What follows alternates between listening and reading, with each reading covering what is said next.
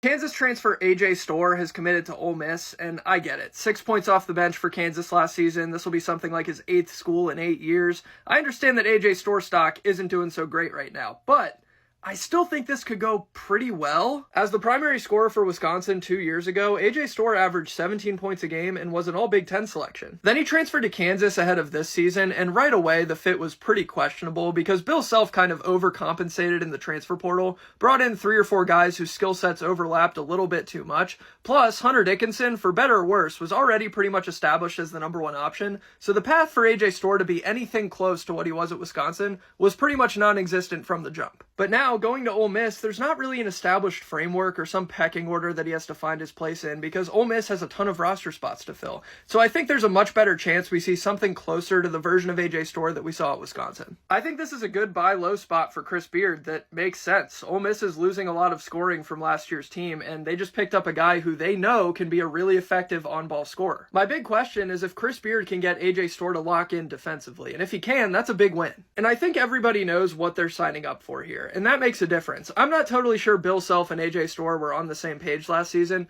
but I think AJ Storr signed on to Ole Miss knowing what the expectations are from Chris Beard, and I think Chris Beard has a pretty good idea of what he's getting into with AJ Storr. Bringing in AJ Storr, to me, is a good upside play from Chris Beard and Ole Miss. There's definitely a path to this going extremely poorly, but I'm leaning towards believing that it works out.